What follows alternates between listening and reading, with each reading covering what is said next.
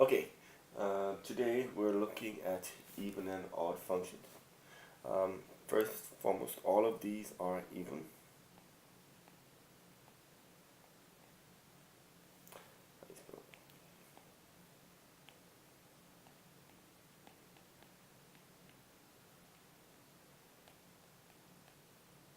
See if you can tell why.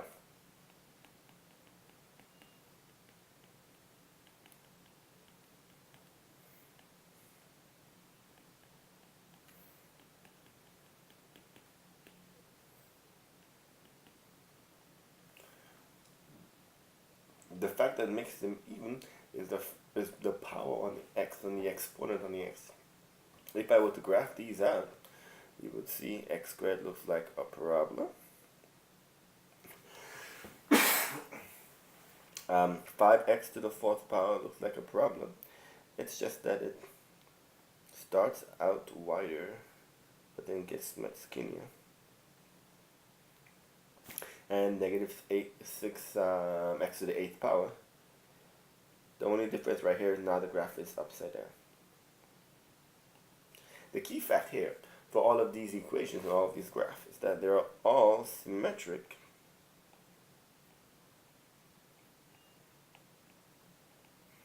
to the y-axis. And this right here is one of the defining features of even functions. Your powers and the x's are even, and when you graph them out you get a parabola, either one pointing upwards or one pointing downwards.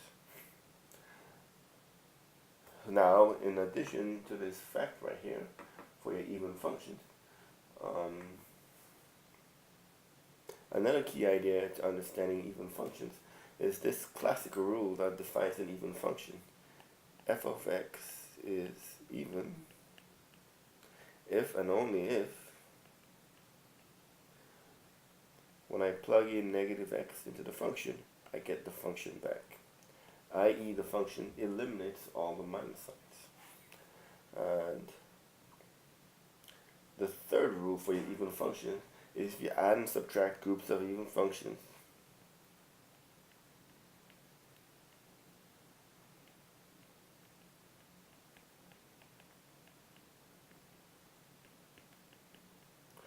then the result is even.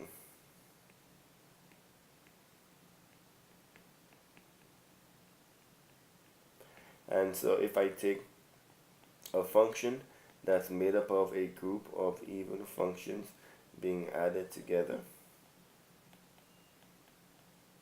this function is automatically even. We can always test this right here by using the rule for even functions. If I plug in a negative x and I simplify, after I simplify I should get the original function back. So for this function right here, let's go ahead and plug in negative x. So f of negative x will equal negative x squared plus 5 times negative x to the fourth power minus 6 times negative x to the 8th power. And then you have to remember, if you multiply an even number of negative signs, it becomes a positive, and so this simply becomes x squared plus 5x to the fourth minus 6x to the 8th, which is indeed the original function. And so therefore this is even.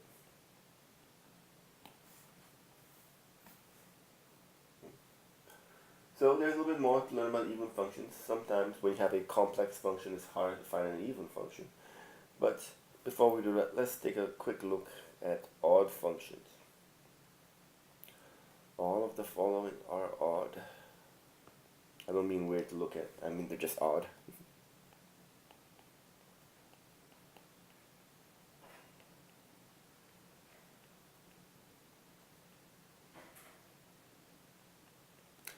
F of x is equals to x. F of x is equals to x to the third power 2x. And f of x is equals to negative 5x to the fifth power. Again, what makes them odd here is that I have an odd power. And so, if I was to go ahead and graph each of these. This right here is your 45-degree line. X cubed is a curve or bending line that goes through the origin. X to the 5, again a curved bending line, but now it's upside down, so it'll go up on this side and then down on this side right here. This right here. The key thing right here is all of these are symmetric to the origin. All odd functions are symmetric with respect to the origin.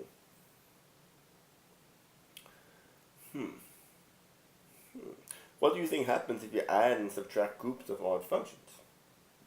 That is right. The result would still be odd. So if you add or subtract odd functions,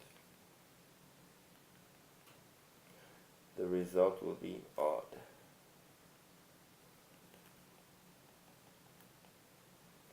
Again, I don't mean odd to look at, or odd as in weird. I mean just odd powers. So if I have 2x to the third minus 5x cubed plus 5x minus 8. Oh, that's a good point right here. A number by itself, if it was 8, or if it was 7, or if it was 13, all of these are actually even. So I'm going to have to get rid of that number right here. Right? The reason why it's even is because it's actually 13x to the 0, and 0 is considered to be an even power. Any number to the 0 is 1, and so it just goes away. So if you have a constant by itself, it is even. So I gotta throw this thing out. And now this thing right here is odd. Which takes us to the classic rule of defining an odd function. And that rule again you should memorize. If you plug in the negative sign into an odd function, you will get the negative version of the function. Once that happens, you have an odd function. And so let's go ahead and work the two sides out to verify that this function up here is indeed odd. F of negative x is 2 times negative x cubed minus 5 times negative x. Oh, let's make that a 5. Make our example a little bit more interesting. Plus 5x. And of course, the negative x to the third power is just minus 5 negative x to the fifth power again, an odd number of powers. Oh, I didn't plug in negative x here. I need to do that. Let's be careful. Plus 5 times negative x. I just pull out each of the minus signs and I get negative 2x cubed plus 5x to the fifth minus 5x. So that's negative f of x. Now we have to find negative f of x, which of course means simply multiply by a negative or switch all the signs of the function. And that will give me negative 2x cubed plus 5x to the fifth plus 5x. And of course, that is the same function on either side. So therefore this function is odd. Good. Now, even functions symmetrical about the origin, they tend to have even powers. A number by itself is even. Odd functions tend to have odd powers. When you add and subtract odd functions together, and the entire thing is odd. But there are some complicating factors. And so these are your rules when you have complex functions. Complex functions, and you're trying to decide if my complex function is even or odd. Rule number 1. If you mix and match when adding, the answer is neither. So if you have a function and you have some odds and some evens, then this will be neither even nor odd.